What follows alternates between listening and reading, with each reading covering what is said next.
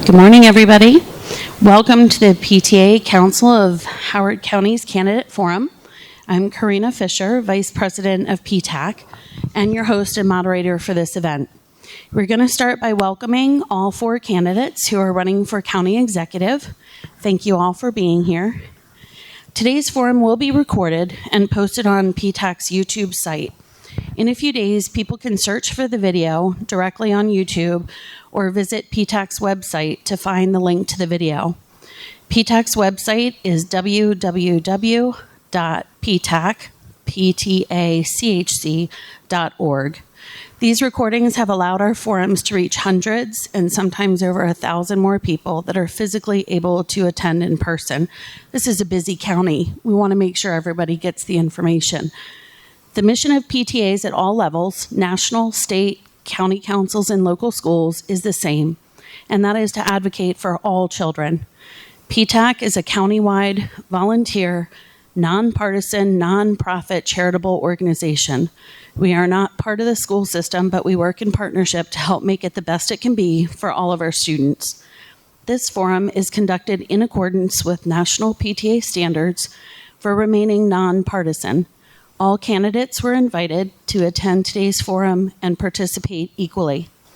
PTAC has solicited questions from our members over the last few weeks. To the extent a question may express a viewpoint, that viewpoint is only that of the questioner and does not reflect an official position of PTAC unless noted. So some instructions for audience members. If you have any questions that you would like answered, please raise your hand and a note card will be provided to you. Once you have written your question, one of our board members will be coming around to collect them. Questions should be general in nature, appropriate for the candidate's desired office of county executive, and they should not pertain to any particular student or personal situation. We will not have time in the 90 minutes allotted for this forum to ask and answer everyone's questions. As a result, we will compile a master list of all the questions received and email them to the candidates to provide written responses should they desire to do so. Those responses will be then posted to our website. That way, all candidates will also have the opportunity to answer all questions. Now, some instructions for the candidates. Once introductions and opening remarks are shared, we'll move directly into questions and answers. The first question will be the same for each candidate. From there, we'll present questions in a rapid-fire format. This means that each candidate will be given their own question. All responses must not exceed 2 minutes. If a candidate answers their question but does not need the full 2 minutes to answer, he or she may use their remaining time to answer a question asked of the other candidate if he or she would like to do so. There is no requirement to use the full 2 minutes if it is not needed. So we are going to begin with introductions and opening remarks. So my timekeeper, if you can please set the 2-minute timer, and we can be moving left to right or right to left, your choice. There you go. Thank you. Good afternoon, everyone. My name is Vanessa Atterbury, and I'm proud to be running to be your next county executive here in Howard County.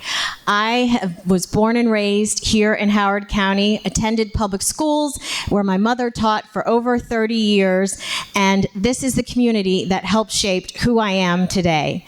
It is where I learned the values of service, opportunity, and bringing people together to solve problems. After graduating, I became an attorney and later had the honor of being elected to represent Howard County in the Maryland General Assembly for 11 years. During my time in Annapolis, the Speaker of the House entrusted me with leadership roles, including the chair of the Ways and Means Committee, one of the most demanding committees in the State House. The role required bringing people together across regions, perspectives, and parties to move meaningful legislation forward.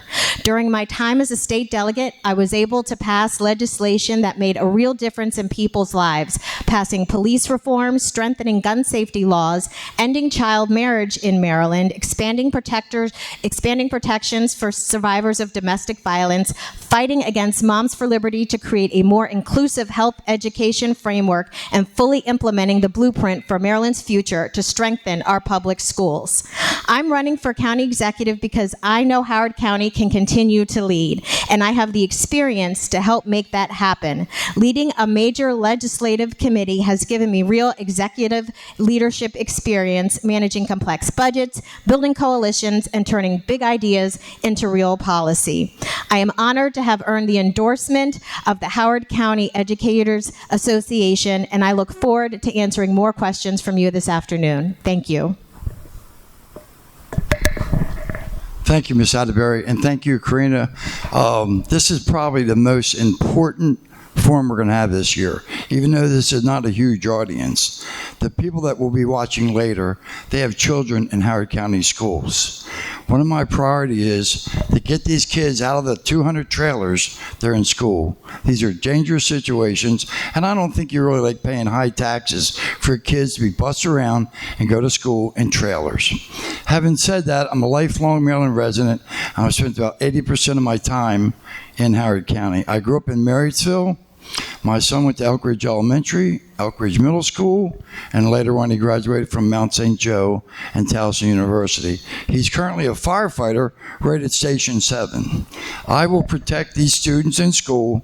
There will be a SRO in every single school, and I will make sure that a police officer is at every school every morning when the kids go to school and when they get there in the afternoon. They got to be somewhere. They might as well be sitting at the schools to make the students and the faculty feel safe. I've interviewed several teachers in the last month that are in Howard County school system. They are afraid to go to school. The kids are coming to school with masks on, hoods up, and their pants halfway down. This is not what we want for our students. Jim Rouse built a great environment, and he's probably rolling over in his grave right now, screaming peanut butter and fudge. That statement was taught to me this week by an elementary school teacher. So having said all that, I haven't been in office, and I did not pass any of the tax hikes that you've experienced. I did not vote for any of the fees that have been doubled. We need to think outside the box. We need to keep a budget just like you do in your home. We can't just keep raising taxes. We're driving people out of the county. We need to create affordable housing and jobs that create affordable pay. And if you ask your firemen or your police officers, do they live in Howard County? No, they don't live in Howard County. Sorry, I'm out of time. Thank you.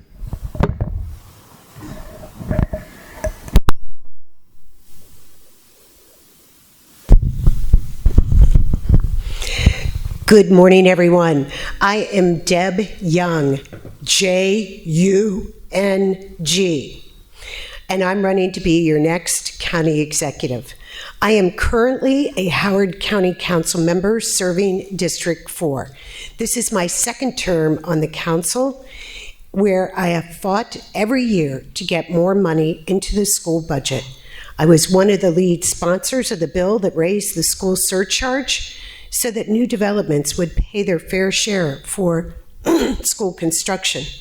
I sat on the HB 1450 task force created to identify new sources of funds for school construction.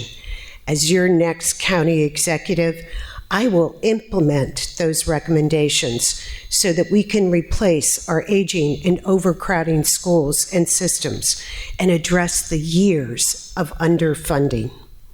School funding was the motivating factor for me running as a county council candidate in 2018, and school funding is still the motivating factor for my desire to serve you as county executive.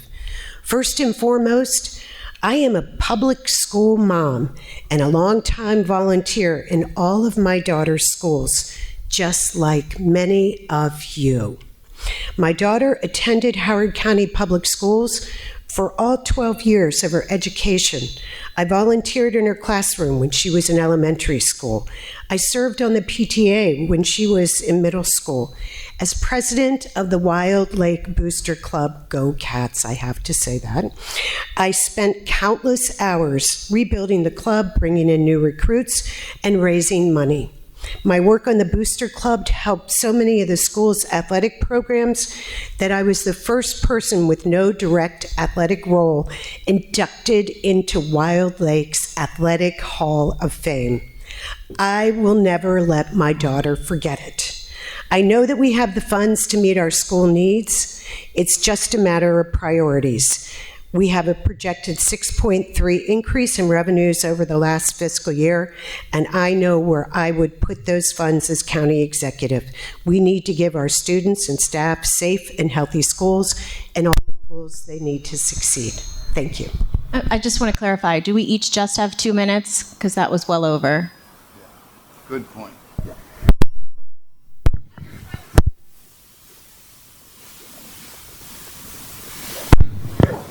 The countdown actually does have a sounder, but it's really low. So yes, timekeeper, if you can please make yourself more visible, that would be wonderful. Thank you. I'll do this in 2 minutes. My name is Liz Walsh. I am a Hebring Viking class of '89, just in time to be on the first girls lacrosse team there. I'm a rambling wreck from Georgia Tech and earned a civil engineering degree as a National Merit Scholar. And I went to law school at Georgetown. When my parents moved here when I was in 8th grade, it was for the same reason so many of us do now, for the schools. Always, always for the schools. Families come here and stay here for the schools. In my very first campaign for county council in 2018, I ran on making the AFO schools test actually do what it was supposed to do. My Ellicott City and Elkridge was where new development came, and so that's where the overcrowded schools were. AFO stopped nothing. Even so, my school wait time bills failed twice in my first term, both before and after comprehensive redistricting, voted down by my colleagues on the Apple ballot. Every annual budget in May, I would eke out from some other county department as much as I could to restore funding for some new cut to schools or programming to stave off the arbitrary defunding of our schools made by an Apple ballot county executive year after year. All of us here can say now what you want to hear. That we won't keep underinvesting in our schools like the outgoing administration has, but look at our local schools record. Who's been here with solutions as we struggle through school capacity problems, whether APFO or trailers or redistricting or new construction or Rockland Elementary School? Who got past the bills that offered more space for new pre-K mandates? Who advanced budget amendments year after year to avoid increased classroom sizes or programming cuts? Who identified the annual budget windfall that we could repurpose to repair our most decrepit schools and buildings, almost $38 million? That was me, deep in the weeds, eye on the prize, day in, day out. I am Liz Walsh. Thank you for your introductions. Next, we are going to ask one question and each candidate to provide an answer. Timekeeper, please set a 2-minute timer.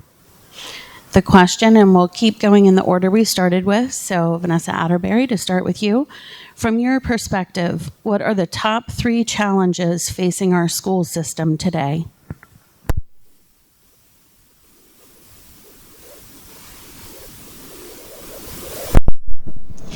Thank you. The top 3 challenges facing our school system. First, deferred maintenance. This is an issue that I have worked on since I was first elected in 2014, and at the time, none of my colleagues in the House of Delegates and our local delegation supported my attempt to bring state monies or to increase taxes out here, excise taxes on developers. So in 2022, when I was chair, I was able to bring back $35 million of state money for deferred maintenance. I too, like most of you, am a mother. I too have children in the public schools here in Howard County. So I too am worried about the portables in the classrooms, and that should never be a long long-term solution to overcrowded schools. I think also our enrollment projections is another issue. So that is a second problem that we need to face. We need to take a serious look at our enrollment. And I have a unique perspective, having chaired the Ways and Means Committee, which oversaw the blueprint and which passed the blueprint. I understand how it should be implemented. And I understand that our enrollment numbers do not include pre-K, which is mandated for everyone, in which our children should be going to pre-K. And I'm honored, well, I should say I'm proud that that was actually my legislation creating pre-K throughout the state of Maryland. And I would say next, my highest priority for our schools is funding. Again, I'm proud to be an Apple ballot candidate. I am proud to have received that honor, and I fully intend to fund our schools more than what it is now, over 55%, somewhere between 55 to 60%. I have committed that, and that is exactly what I will do. Since 2014, the funding in our schools has gone down, and it's time that we give our teachers and our students what they need to be successful.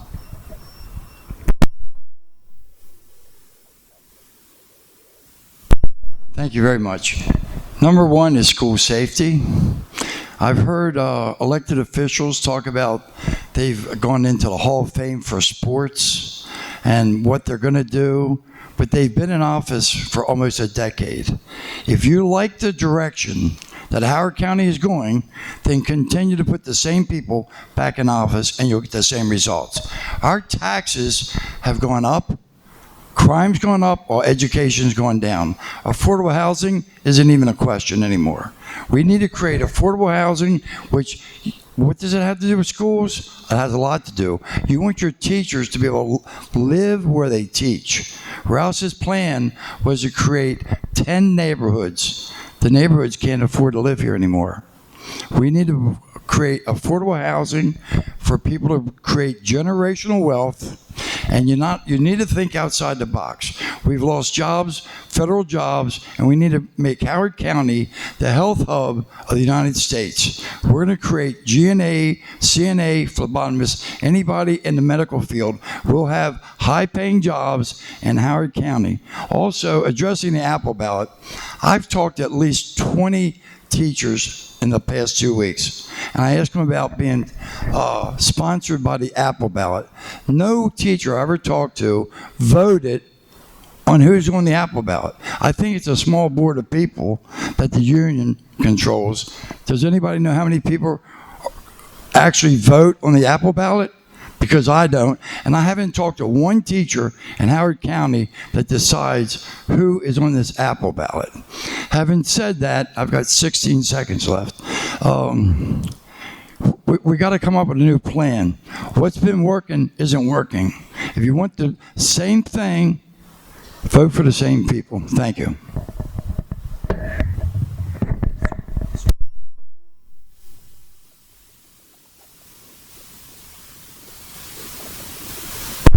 Yes. Top 3 priorities. All right, thank you. Top 3 priorities for our school district. Number 1, number 2, number 3. Funding, funding, funding. All the issues that we have in our school district can be addressed with appropriate funding. Last year, we had what is called a cram down of over $9 million from the state. And that bill went straight through the Ways and Means Committee. That was $6.8 million in new costs for state-managed teacher pension. It was $1.56 million for non-public special education placement. And we were talking about $1,025,000 in operating costs for the State Department of Assessments and Taxation. And here's the rub. We needed $8 million to keep the 126 positions that were on the chopping block. $8 million passed down from the state that the county had to cover and absorb. $8 million that we needed to save those 126 positions. we ended up losing a lot of those positions. And that's just for the operating budget. Deferred maintenance, we know it's at $194 million.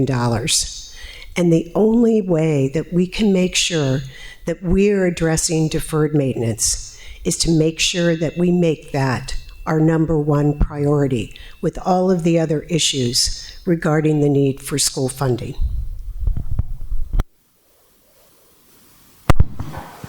The three things that deserve the most attention in our school system to me are, of course, funding. And that's funding not just on the operating side, what we pay our teachers, how big our classroom sizes are, what programming we can offer from pre-K to 12 and beyond, but on the capital side as well. And that includes building new construction, new classroom seats in the building where we need them, but also keeping up on the maintenance and the repairs that are needed in so many of our schools. And that's the excess surplus bill that my office in D1 got passed 2 years now by a supermajority of the council, and it won't solve the problem. We're told there's a $200 million deferred maintenance list just within our schools buildings, those 78 buildings and attendant buildings that serve our students and the people who work there. But it will cut away at that, and when new leadership comes in, maybe we'll do a better job. The second biggest problem I see our schools facing is schools planning. The way that our schools divide this county into districts is totally different than how we differentiate council districts, our legislative districts, and that's totally different than how our Department of Planning and Zoning designates its own districts. So if you look at a study from any given department or school system or council, they're going to be looking at different geographic areas, and guess what? The results of doing planning that way is a giant mess, is building a high school for Elk Ridge kids in Guilford Park. That's what happens when you do that. And I would say the third biggest thing afflicting our school system right now, and where we should be spending our attention the most, is in our special education. We can keep throwing money at that problem, and we can keep sending our families' kids outside of Howard County Public School System for care and teaching and nurturing that they need, but we should be doing that in-house. And I'm really encouraged by Superintendent Barnes and his efforts to build the infrastructure here to welcome those students back into our Howard County Public School System. Thank you. Should I get to respond? Raise my hand. No? Next, we have our rapid fire questions from our PTA membership and from our audience. Please set a 2-minute timer, timekeeper. So, Vanessa Atterbury, first question for you. It is the fiduciary responsibility of the superintendent and the Board of Education to put forth budget requests that fully fund our school system, but the needs are more than our county budget can provide. How do you intend to foster a positive and collaborative working relationship with the Board of Education and the superintendent to achieve a budget that keeps delivering excellence? Thank you. I have built my entire public service career on relationships, on respect and civility, and working with others. And so I think when I am able to have the honor to serve as your next county executive, the first thing I will do will reach out to the council members, reach out to the school board members, reach out to the superintendent, and sit down and have a conversation and say, how can we move Howard County forward together?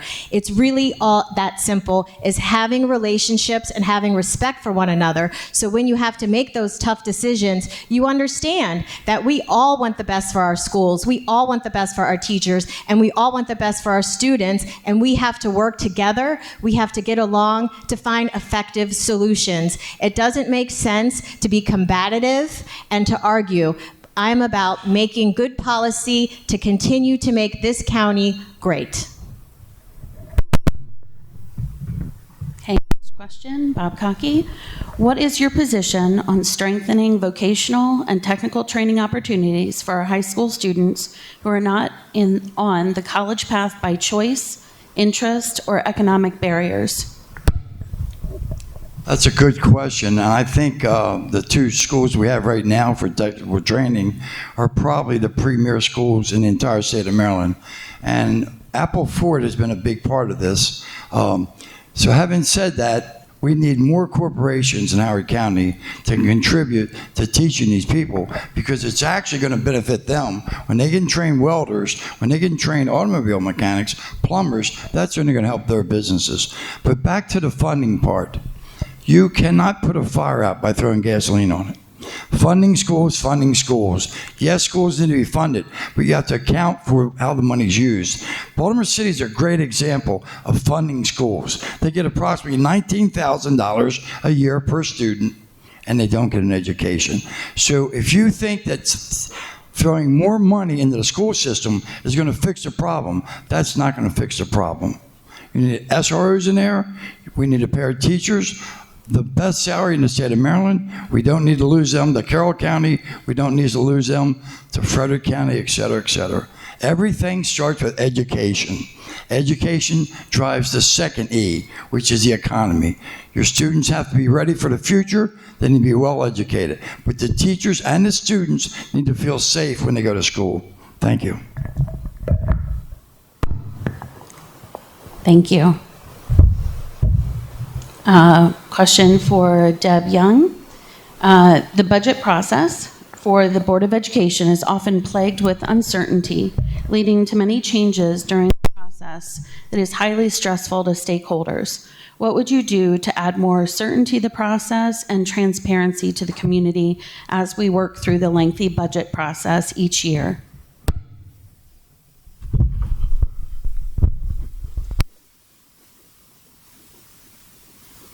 We do see that uncertainty every year, and I know it is especially difficult for parents who come in and testify, please save our programs. Please save our programs. Last year, when the state crammed down $8 million to the county, it was, of which most of it was to our school district, it was, please save our health aides. Please save our third grade strings. Please save our GT teachers. That's what we heard over and over again.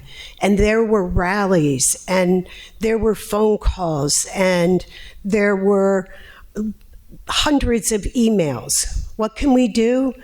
Well, the best thing we could do is to use the relationships that I certainly have already developed, being in this position now, going in my 8th year, to talk to the school district, make sure that everybody's on the same plane, talk to our school board members, and see if we can't come to a budget that everybody agrees on instead of huge disagreements. And we have seen that over and over. Part of that is because of the blueprint, which is an unfunded mandate to all of our counties, or a portion of it anyway. There was some blueprint money put away into a fund, and it will be gone in 2028, gone. So then any blueprint money that we get from the state will have to be funded through their general revenues. We are 2/3 short on what we need for blueprint requirements, and we'll just have to see what happens in the future as to what we can afford. The main issue is to make sure there is enough money for the school district to be able to afford everything. Thank you. Next question for Liz Walsh. It is hard to watch opulent capital investments like the courthouse and a lakefront library while our kids go to school in buildings that are failing. Can you commit to using excess county revenue to fix capital budget problems during the length of your term? Yes, and I have for 2 years straight. By required supermajority of the council. We worked with both the school's budget office and the Department of Finance to figure out the magic behind the annual budget process and where all of this money that we're not spending on essential needs was going. And what we found was that a lot of it was just going into excess surplus funds or general funds revenue left over. When I began in 2019, the balance of our general funds cash on hand was a little over 100 million. Now it's almost 500 million. That's money we could have spent on things like a school's operating budget or repairing and maintaining our schools buildings. We didn't do that. To get back to projects like a courthouse or a lakefront library, I have implored county administration, existing county administration, to make better use of state and federal grants and earmarks, or whatever earmarks are called now. When I look at those annual lists that come out from our federal legislators talking about their funds coming back to their home districts for things like libraries and courthouses, we don't have that. We haven't had that in the 8 years that I've been in the office. The most investment I've seen from outside was doing some kind of sludge treatment at our Patuxent wastewater treatment facility. And not to say that wasn't important and does save us dollars in terms of maintenance, but that's the scale of the attention that our outgoing administration has had on bringing in state and local, or state and federal investments, and even philanthropic investments. We see Dr. Daria Willis at the community college and the hospital bringing in lots and lots of philanthropic dollars that help us build that infrastructure that we need in Howard County to thrive. Thank you. Next question is for Vanessa Atterbury. It seems like there are a lot of cuts to general education and programming year after year, and ever-growing increase in classroom sizes. The mandates from the Maryland Blueprint are increasing those cuts, as our county does not seem to be receiving additional funding to offset those expectations. If elected, how could you effectively partner with our state partnership in balancing the Blueprint mandates with the needs of our school system? Thank you. I really appreciate this question because I want to clarify something. The concern that the Blueprint for Maryland's Future is creating constraints on our county budget is simply inaccurate. It is not the driving force of budget problems at the state level or at the county level. And the Blueprint has been around for years, and the county has known that the Blueprint has been coming for years. And so all of the counties have had ample time to plan for the Blueprint. The Blueprint is an extraordinary opportunity to uplift all of our children, which is something that is very personal as a mother to me, and why I ran for office is because all of our kids in this county, regardless of where you are in this county, deserve an opportunity for an incredible education. All of our teachers deserve the resources that they need to be successful in the class. They should not be going into their own pockets and to buy things for their students. We should not have our kids in portables. These are all the things that the Blueprint addresses. In the budget in FY27, the Blueprint only accounted for $5 million of the $75 million deficit of the education budget. So I just implore everyone to understand that the Blueprint is an opportunity. Is an opportunity that when our kids are successful, then they will grow up to be successful. They will grow up to be productive members of society. They won't be in the juvenile justice system. They will get jobs, and they will be able to raise their families here in the county. And I think that's what we all should want. We should all want our kids to be successful, and that is the opportunity that the Blueprint provides. On relationships, I still have amazing relationships with the folks in Annapolis. I will, as your county executive, be able to go to Annapolis and talk to the chair of the Appropriations Committee to bring back funding specifically to Howard County. Thank you. Next question is for Bob Cockey. What is your short-term, long-term vision for our Howard County public school system? And if elected, what specific steps can you begin taking towards that vision? First, I'd like to agree with Vanessa Atterbury, what she said about the Blueprint. It's very important. Everything starts with education. Education is a driving force. So back to what you said. I see Howard County, we're lucky. We live in a bubble. Sometimes when you're too close to the forest, you don't see the trees. We are very, very fortunate to live in this great, great county, but we need to make it just a little bit better. When I finish, I want Howard County to be known as a health hub of the United States. And I've got a plan and a team to make it happen. We're going to train CNAs, GNAs, phlebotomists, everybody in the medical field. We're also going to repurpose properties to create a 1,200 square foot housing for first-time home buyers. You can go to my website at PTACHC and you can see the floor plans. Having said that, we don't have that far to go. We just need to tweak the budget. When you talk about funding for schools and all, we had money for the mistake by the lake. We built a Taj Mahal for a circuit court. I mean, are they expecting crime to spike that much? Has anybody here not seen the new circuit over off of Red Branch?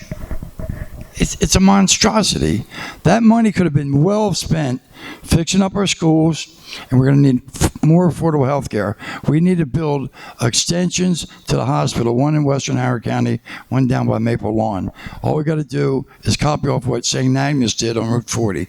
We're not going to perform surgeries there, but you can go there for imaging, anything else. That's going to take some of the load off the hospital.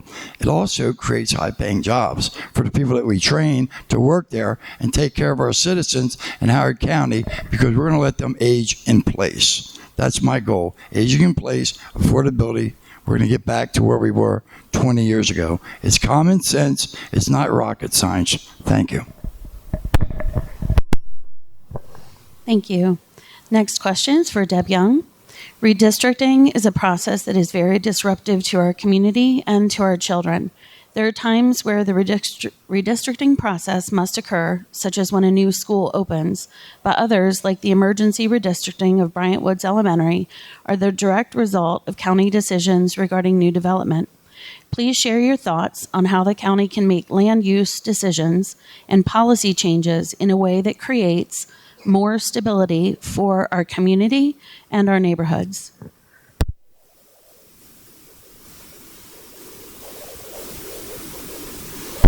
Well, those land use decisions start with the county council voting in favor of increased APFO limits, which did not happen. I was one of those consistent votes to make sure that APFO was more of a tool than we are able to use right now, but we were not successful. We also have a situation with, I think Bryant Woods is a good example. I begged people to look at what was going on with Bryant Woods. I begged people to see that that school was going to be vastly overcrowded. One of my colleagues responded, "Oh, what's the big deal if there's another 3 or 4 kids in a classroom? It doesn't really matter that much." And that's the kind of attitude that keeps going. That's the reason why we have overcrowded schools when something happens and a brand new development, apartment building comes up. If you're not paying attention to it, or if you don't care about it, or if development is all that you care about, that will continue to happen. And I think that's one of the main ways that we can really address this. Now, one other thing I would like to address is the question about the courthouse and the Lakefront Library. I was one of 2 votes against that courthouse, and I actually was the one who started calling it the Taj Mahal Courthouse. $400 million is what that courthouse is costing our county. I was the only vote on our county council against the Lakefront Library, because I know that we need to put our schools before a new library.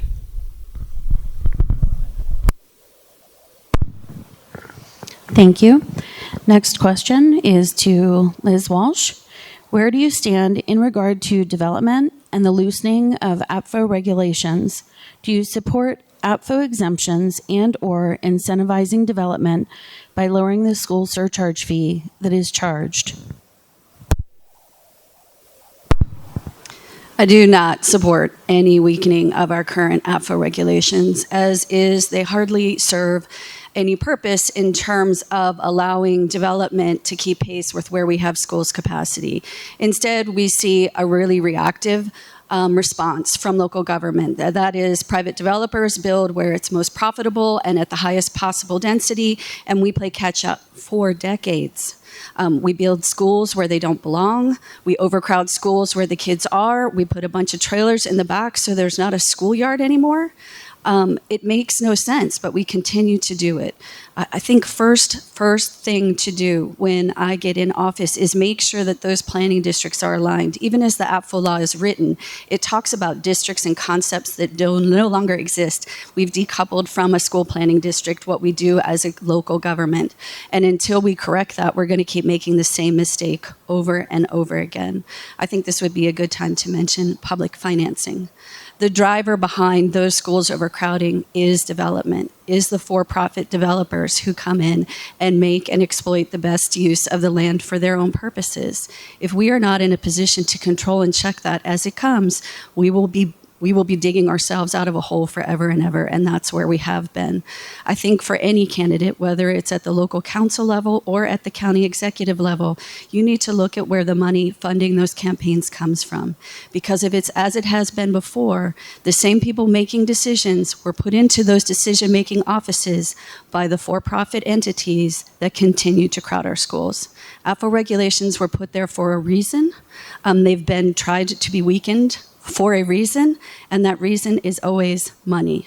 If you weaken APFO regulations, it's because you will profit from that, and not our kids. Thank you. Next questions for Vanessa Atterbury. Do you support Governor Moore's proposal to make more land use and zoning regulation decisions at the state level? And how do you see this proposal affecting our school system?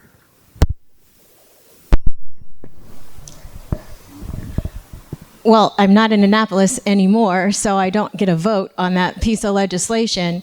But what I will say is Maryland and Howard County, we're at a crossroads. People are leaving the state and people are leaving Howard County. People are leaving the county, which means if we don't do something about it, if we don't get people to come back to the county, then folks' taxes are going to have to go up to continue to pay for the services that we need, to pay for our schools, and to pay for all of the other things we enjoy here in the county. And the way that we do that, the way that we do it is not to continue to make developers the boogeyman. The way that we do it is to say, we are all part of this community. We are all part of this community, so let's sit down together and let's figure out how to solve the problem.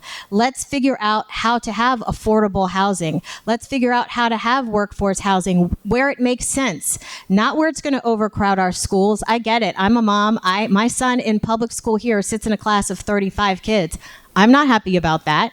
I'm not happy it snowed out and he has to walk outside to the portable. I'm not happy about that. But we as a community can't be obstructionists. We have to deliver solutions and we have to deliver policies that make sense for everybody in this community. Listen, we need businesses here so that our revenue base can grow. We need bodies here so that our revenue base can grow. If not, the fact is we are going to have a serious problem on our hands. And so being able to sit down at the table with community leaders, business leaders, housing folks, school folks, and coming up with actual solutions to the problem and not just decisive rhetoric is what this county executive needs to do. And I'm here to say that I can do exactly that. Thank you. Thank you for your response. Next question for Bob. It is concerning to see where the scoring is for math and reading proficiency. What role do you see for the county executive in ensuring the school system focuses on academic achievement? I'm not so sure that the executive's job comes into that realm. That's why we have elected school board people. So I would oversee their budget. I would help oversee their budget. But, I would ask the teachers what needs to be done. So I know one particular agency in Howard County that they're just barely halfway through their budget. They were allotted the right amount of money. They told me that they're going to be $700,000 short by the end of the year. So you can have a budget, but you got to follow where the money goes. Did it get spent where it was intended to get spent, or was it wasted on other things? Did it go into a general budget and just disappear? So you got to follow the money. And running a county government is almost like running a business. If I need an attorney, I'm sure there's probably 3 great attorneys up here with me. But we got to run this government on a tight ship. We need to see where the money went and how we can produce more money in the future. And our small businesses, we need to keep the money in Howard County. There are more than 3 firefighters that drive all the way from Altoona, Pennsylvania, down here to get that big firefighter check. They only have to show up 8 days a month. They work 24-hour shifts. Now, when they get that big paycheck and take it back to Altoona, our local businesses don't see that money. We got to keep the money in Howard County. We should not have any contractors outside of the county unless we do not have a contractor in our county that can take care of that. And that's kind of like what Councilwoman Walsh said. We need to follow the money. We need to keep the money here. So I'm out of time. Thank you. Thank you for your response. The next question is for Deb Young. In the light of HB 1450 Task Force report, what will be your approach to funding the capital budget needs of HCPSS above and beyond a percentage of the general funds?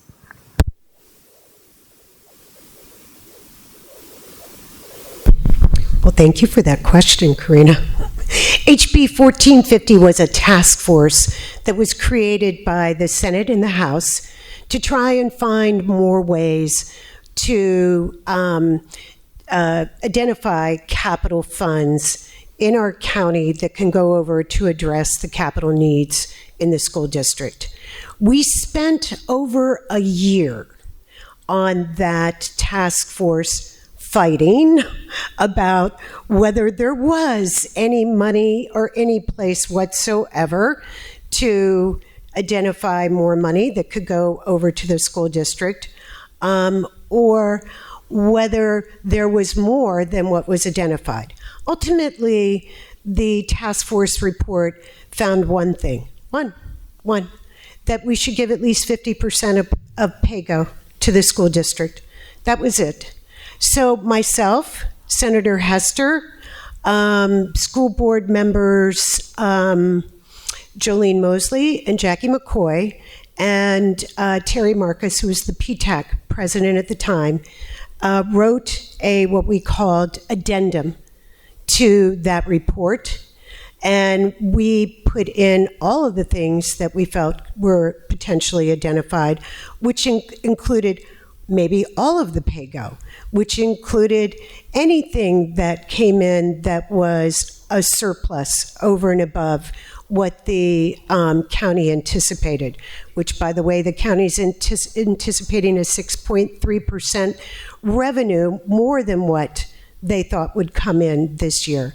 We put in changing around the transfer tax amounts so that the school district would get more money. And I think every one of those possibilities are implementable on the same day that I become county executive. Thank you for your comment. Next question is for Liz Walsh. What legislative effort are you most proud of as it relates to the school system? Many talk about CB20, but there are others that you may want to discuss. Your choice. I also want to talk about CB20, Karina. It took us 6 years of poking the Director of Finance on the county administration side and the Office of Budget on the school side to figure out how and by what procedural device as a council member I could divert funds to the school system.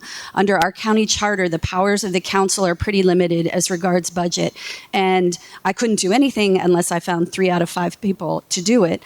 But even if I did have 3 out of 5 people who are also inclined to find more monies and give more monies to our schools, we were so limited in what we could do. We could only cut from other departments until we found a charter provision and got some support from schools' budget saying this provision is the device, Office of Law approved it, and we've now enacted it twice. And what it says is at the end of a calendar year, when the outside auditors come in and go through the county's books, every single penny, they, have a column that says this is what's left at the end of the year. And for each of the 7 years that exercise has gone on as I'm on the council, there are tens of millions, even hundreds of millions left over due to our own Office of Budget, the local government side Office of Budget, underestimating projected revenues and over projecting what we're going to spend.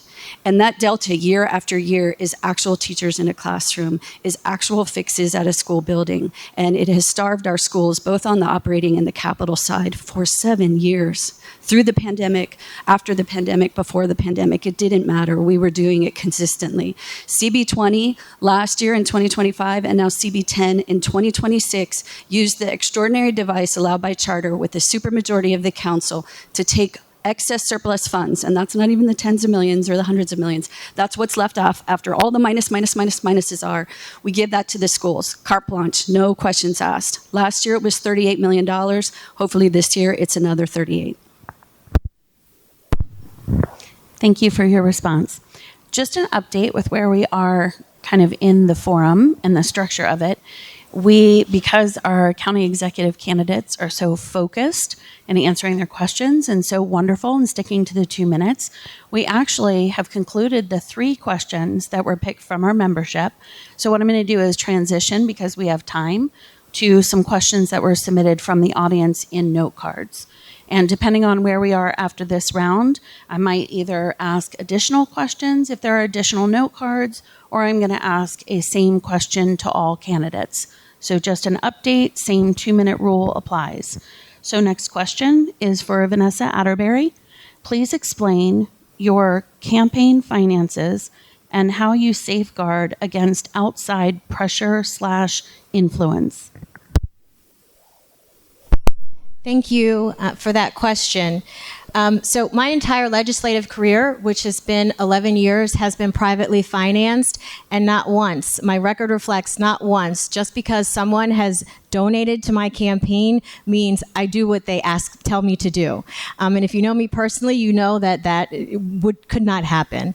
Regardless of who contributes to my campaign, which is very transparent, anybody can go on the State Board of Elections website, look up my campaign finance report, and learn who has donated to me. And I'm very proud that since I have launched this campaign for a county executive in Howard County, donations have come from individuals in the county, from businesses in the county. And so I'm very proud that my support for Howard County Executive is coming from actual folks who live here in the county, regardless if it's an individual or a business, because everybody, an individual or a business, wants to make this county great. We need to stop pitting individual citizens and businesses against each other. We're all part of this county. We all want this county to grow. We all want this county to be successful. And so I thank those folks who have supported my campaign. Thank you for your response. This question comes from the audience for Bob Cockey. It's a 2-parter.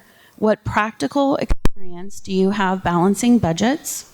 The second part, how will you help make Howard County safer than it is now? As far as balancing the budget, I've got some team that I put together in the last 2 months. One of my key people had a $238 billion budget with the Coast Guard. He's going to help oversee that budget. I have somebody, one of the top accountants with Baker Donaldson law firm. She was an IRS attorney for over 20 years. She has the highest rating anybody can have in the CPA field. I personally am not going to do the budget.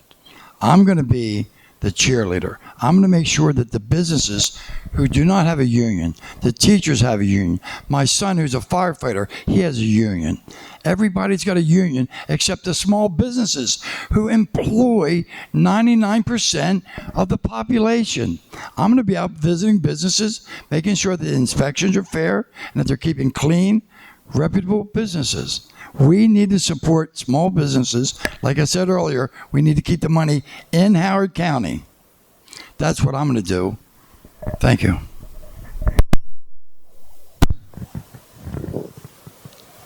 Thank you for your response. And just a reminder on the rules that as long as the candidate answers the initial question given, then they can also respond to any previously questions if frequently asked if they so choose.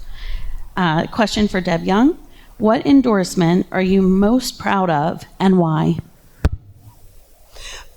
Well, so far I haven't gotten any endorsements, but I have been very proud of the 2 times in a row that I was endorsed by HCEA. Proud of the fact that I was endorsed by the firefighters both times. Proud of the fact that I was endorsed by the Sierra Club, by the People's Ethics Ballot. I think just about AFSCME. I think I have gotten just about every endorsement that you can get over the course of time, and I've been proud of them all. I think that this year endorsements are being very much swayed by who is and isn't using public financing, which I think is, in a way, is a shame, because the whole reason for using public financing is to ensure that you have a candidate who is working, number one, for the residents of Howard County and for their priorities. And the priorities of the people who live in this county are education. That is what they care about desperately. And we know because we talk to them all the time. And sort of going a little bit then over to the budget, it's the budget that sets those priorities. And I will be intimately involved in setting that budget.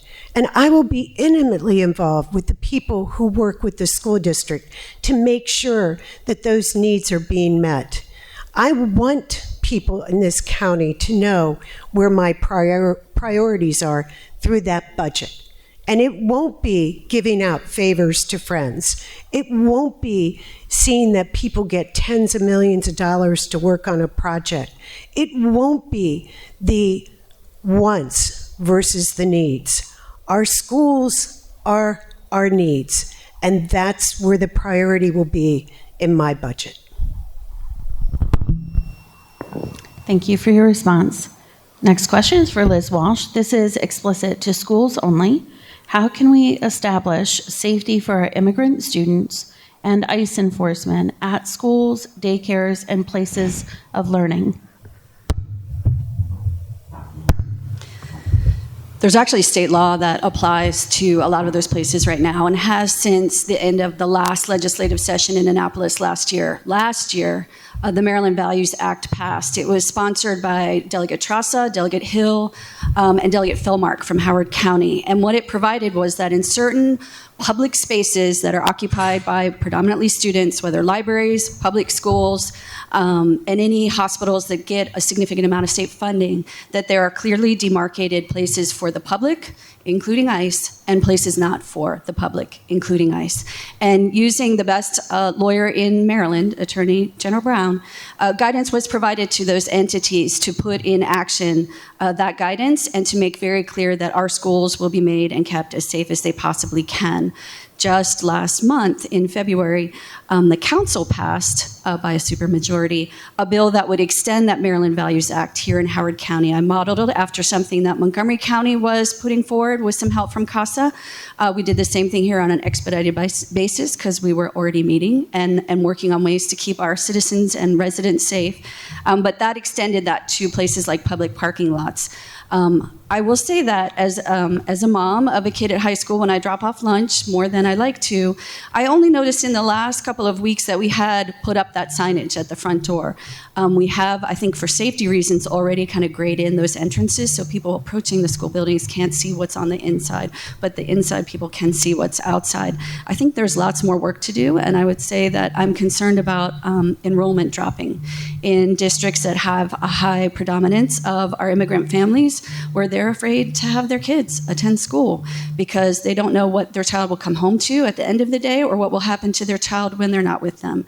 So I think it's an ongoing process. I think we have to be vigilant and react quickly to what is coming next, but always putting our children first and foremost. Thank you for your response. Just to share where we are in the forum, it is 12:05. Closing remarks weren't scheduled till 12:20. So I'm going to now ask another same question of all candidates. And then afterwards, we'll move into closing statements for each with a 2-minute time limit. So starting with Vanessa Atterbury, there is a lot of conversation here on the forum today and also in our community about the Citizens Election Fund. So if you can just please share if you are or are not a CEF candidate, and also a chance to give you to explain your reasoning and thoughts about participating or not in your own words. Okay, I'm going to answer that and a couple other things, because when you go first and you're leading and you go first, you don't get to respond like everyone else does to other questions. So I just want to touch on a couple things. I am not using the CEF fund. The CEF fund was enabling legislation passed by the state legislature in Annapolis. The purpose and the intent was to help first-time candidates. No one up here is a first-time candidate. It was intended to help those who don't have a base be able to get funding for their campaign. It was not intended to use taxpayers' money to support individuals' campaigns they might not necessarily support. And it certainly was not intended to drain the fund when we can use those funds, particularly in today's times. Everybody's talked a lot about deferred maintenance, when that money could be going towards deferred maintenance. So I'm proud to be running on a campaign that's fueled by a broad and transparent coalitions of supporters that includes labor unions, educators, small business owners, and neighbors from every corner of this county. I also want to touch on HB 1450 that was brought up. That was in fact passed by the General Assembly, and it was when I was there, and it was passed by the Howard County delegation. And it is disappointing that there was no result that came from that work group. The Howard County delegation, of which I was a member, created that work group to give the power to the county. We said, here, we at the state level don't want to tell you how to find money to help the school systems. You guys do it. But it was so important. We wanted the locals to come up with an answer, and unfortunately, they couldn't. So I think the next county executive needs to come in and have the ability to have those relationships to get money from the state, in fact, and to sit down. The county executive should be intimately involved with the budget, and I have done that at the state level with the state budget. I have sat down line by line and gone through the state budget, and that's what the county executive should be doing here in Howard County. Thank you. Thank you. Next, Bob Cockey. Same question. I am participating in the citizen financing. I think it should be mandatory for everyone. If there's anybody in this room that doesn't think money plays an important role in what happens in government, I've got an old Chevy Suburban, I'll sell you, with real high miles. Seriously. If anybody thinks that lobbyists and unions and big donors don't ask for favors back, then please come buy this Suburban. Thank you for your response. Next, Deb Young. And since we're halfway through that question, just a reminder of it, it is please share if you are or are not using the CEF fund, and just share your reasonings or thoughts as to your reasons why or why not. I am proudly using the Citizens Election Fund for the second time, and I am proudly the first candidate to announce that I was using it ever in the history of Howard County when I ran in 2022 for re-election to the county council. And I was the first candidate in 2026 to announce that I was using the Citizen Election Fund for my run for county executive. I have a number to share with everybody. $280 million. That's what it cost Elon Musk to buy the presidency of the United States of America. And that's nothing for Elon Musk. This minor attempt to keep dark money, special interest money, PAC money, corporation money, all the money that has been allowed into our campaigns as a result of the Supreme Court decision, Citizens United. This small attempt to keep that money out of our elections is one possible way to do that. And fortunately, 3 of the candidates up here said, that's exactly what I want to do. I want to make sure that the people who give money to my campaign are residents of Howard County, that they know who I am, that they care about what's going on in Howard County, that they're not looking to sway me or leverage me by giving me money. I've gotten two questionnaires now that specifically ask me, do you take PAC money? So if you think it doesn't matter, I've got news for everybody. It does matter. The Citizens Election Fund is the only way to go to keep dark money out Thank of you politics. for your response. Liz Walsh, your response, please. Remember how in opening remarks I said that we were going to say whatever you wanted to hear when it was our turn to talk? You got a little bit of that at the beginning of this answer. Look into how and why the Howard County Citizens Election Fund was set up. If you just go to the Howard County website now, it'll see that it was established in an effort to reduce the role of large private contributions in our election. Here in Howard County, we had the wherewithal, I don't know how, to actually enact and execute. We enact all kinds of things. We never execute them. But we enacted a bill, and then we executed it, and then we funded it year after year to keep big money at least of our local government. At least. We can't do it at the state level. We certainly can't do it at the federal level. But here in Howard County, we are the model. And in another election year, the Citizens Election Fund use and it's the Citizens Election Fund and its use should be the norm. And I say to you, it should be a serious red flag right now. Why aren't you using it? It's not just for first-time candidates.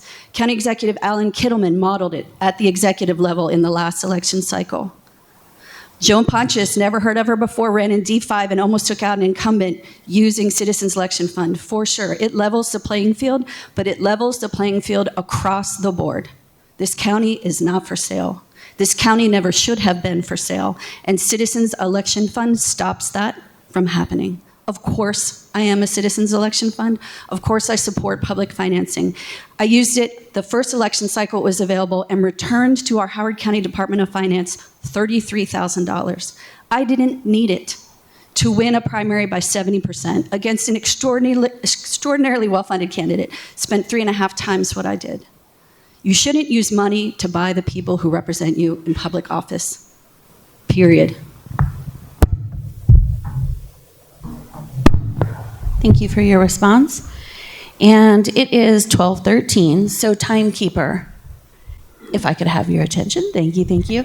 I'm going to change up a little bit. So we have a little bit of extra time, and it sounds like we have a lot of good things to share with the county executive candidates, with our community. So instead of 2 minutes, we're going to bump it to 3. And the closing statements will be shared. Let me go to this. Just after the closing remarks are made, just to kind of set expectations for the end of the forum. Once the forum is complete, the candidates are welcome to step down from the stage and talk with audience members, or to leave with our appreciation of their time. Events, events, events, events. We get it. If candidates or audience members want to speak informally after the event, they are welcome to stay in the cafeteria until 12:50.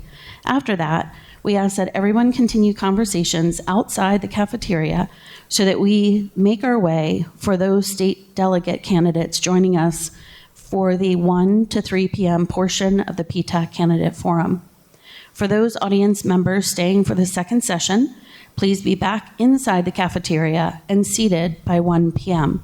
Timekeeper, if you could set for 3, and you got it. All right. First closing statement shared by Vanessa Atterbury, please. Thank you. Again, Vanessa Atterbury, running to be your next county executive. And what I want to say to all of the teachers, to all of the maintenance workers who take care of our county, to all the folks who clear our roads, who go in and fix the HVACs and the sinks and the toilets at our schools, that I don't think your unions are dark money. I see you and I support you 100% because you all take care of this community who live in it, and I do not take that for granted at all. As county executive, my priority is serving the people of Howard County. As a mother of 3, I understand the challenges many families face and will work to ensure that our county remains a place where everyone is welcome and where everyone can thrive. We are at a crossroads. It has become too expensive to live here, and tackling the affordability crisis as county executive will be one of my top priorities. As the daughter of a Howard County educator and the proud product of Howard County public school system from elementary to high school, another one of my priorities will be improving and fully funding our school systems. I am proud to be endorsed by the Howard County educators, and I am ready to bring together stakeholders to ensure every student in our county gets a world-class education. I've spent my career fighting for school funding at the state level, securing funding for community schools. The blueprint protects community schools like Lake Elkhorn and Harper's Choice Middle School. I have fought and secured funding for universal pre-K and bringing back $35 million to this county, to Howard County, to help our public school system. As county executive, I will ensure that we raise funding for our schools to ensure that we are providing for every single student, no matter what zip code that you live in, and that they can be successful and that our educators can be successful. I am proud also to have received in this election cycle to be your next county executive the endorsement of the ethics ballot, who said, yes, you are not using public financing, but you are ethical and you do not leverage what you have received in campaign donations as favors for others. So thank you to the People's Voice for putting your trust in me to be your next county executive. Howard County, well, let me say thank you to PTAC for putting this on. I recall when I was a young legislator, Vicky Catronio, a former president of PTAC and school board member, and I sat down together. We were very friendly, and I said to her, our state delegation should come to you. We should report out to you what we're doing, and that's what started the state delegation coming to PTAC each and every single year. Again, Vanessa Atterbury, I was born and raised here, and it would be my privilege to serve as your next county executive. Thank you for that time-perfect response. Great job. Next closing statement, Mr. Cuddy. Thanks, Karina, and everybody in here. So this is pretty easy to figure out. If you like the direction Howard County's been going in for the last 8 years, continue to stay on that same path. If you think that throwing money into the school board is going to fix problems, that's not going to be the answer to everything. If you want somebody, and thank God for the first time ever, we have an independent investigator looking at the budget. That's going to be something that's going to probably bring back $150 million. And I think everybody here voted for that. I'd also like to take this time to thank the other candidates here. This is not an easy thing. Thank you, ladies. My wife already wants a divorce, and I said, I get the dog.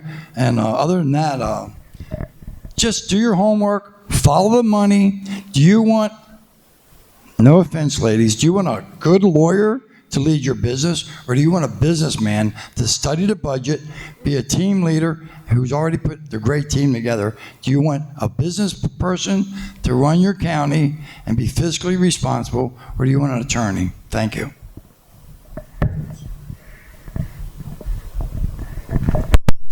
Thank you for your response. Next closing statement by Deb Young. Karina, you gave me a whole extra minute.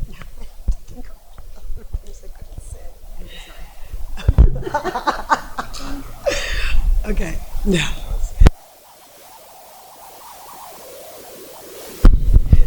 For too long, PTA members and school advocates have been told there's no money, while other non-essential projects got funding, like our $400 million courthouse, like Toby's Dinner Theater that started as a cultural center and a 166,000 square foot building, and is now a 44,000 square foot building, but still costs the exact same amount of money, $68 million. I'm here to tell you that there are funds, if the budget is prioritized, to put our children first. You should also know that the state is putting enormous pressure on the counties to balance the state's budget, not just this year, but last year too. The state has now been running billion-dollar deficits, and we will continue to feel that pressure from the state as time goes on. This also means that they're passing on additional education costs to the counties while underfunding Blueprint implementation. I support the fundamental principles of Blueprint, but the counties need help funding these priorities, or we're going to see more depletion of resources away from general education. This year, 34.6 general education positions are on the chopping block. 34.6 general ed. We are in the second year of reductions to general education services, from cuts to third grade strings to eliminations of paraeducators at all levels. There are no more places to cut that won't have an outsized impact on the quality of HCPSS education, staff morale, and meeting the needs of every child. We must put education first. I have the experience and the knowledge it takes to hit the ground running, dig deep into our county budget. I ask hard questions and I attend every meeting. It takes time, dedication, effort, and a great staff to get the job done and done right. I am a publicly funded candidate and proud of it. I don't accept any money from big corporations or special interest groups. This is my second election using this public option. Public essentials must be the first in line for funding, and that means our school district must be our first priority. And efficiency is the name of the game. That buzzer, you guys are doing great. And thank you, because it allowed us to add so much more to this forum. So thank you for your response and your closing statement, Liz Walsh. Thank you, PTAC, for hosting this, for organizing it, and for publicizing it after the fact. I know so many of us are so busy, so having that ability to watch it at 2 o'clock in the morning in your PJs is good. I also want to thank the Board of Education members that are here. Meg Ricks from District 1 is attending, and also Board of Education candidates Lan Lan Chu and Mark Covington are here on this busy Saturday morning. I thank you guys for your continued participation in the most important part of all of our lives. I am embedded in our schools as my baby's mom, as an advocate, as an elected official, as the next county executive. I am in those football game concession stands, at music performances, in simulated congressional hearings, middle school basketball games, high school playoffs. Sorry, Hebron. I celebrate with our Blue Ribbon schools on National History Day, on Walk to School days. I meet with our environmental clubs. I get a pie in the face at high school or at elementary school field day. I listen to the student council meetings, and I wander through World Culture Days at each of our schools. I collaborate with our school's leaders, especially the school's budget office, and with school board members, with other parents, with PTAs. I listen to our kids. And that focus of mine on our public schools is unrelenting, has been unrelenting, and it is uncompromised. I take no money from anyone other than those school kids' parents and grandparents, their aunties, their teachers, their neighbors, their doctors, their coaches, from actual human beings, not corporate interests. I am a publicly financed candidate who runs on nothing more than small donor donations from people just like you. And when I am county executive, just like every single day for the last almost 8 years on the council, I will answer only to you. I will serve the public good. Imagine an entire administration dedicated to us. I am Liz Walsh. I would very much appreciate your support in being the next county executive. Thank you for your closing remarks, everyone. And now I just want to say a big thank you. Thank you to the PTAC board members that are here. that were up all night planning, that exchanged many emails, texts, ideas. Many of us are new to this and doing these forums, but as Vanessa Atterbury said, it is good, and it's a way to get the candidates out front and in the public and responding, and you want to get to know them and what they stand for. Thank you to those in the audience joining us today. Thank you again to our county executive candidates for sharing your thoughts and perspectives on how we can keep our school system delivering an academic experience that we all can be proud of. And thank you too to all the PTA members out there, especially our PTA presidents and board members, delegates that show up every month where we deliver information, have guest speakers to try and fully inform our school communities on not just the issues inside their school buildings, but also how we can get involved in the bigger processes like elections. And we are representing the schools and the children, and the only entity that truly does. With that, I want to say let's give these candidates a round of applause. We're so proud of you and your willingness to serve.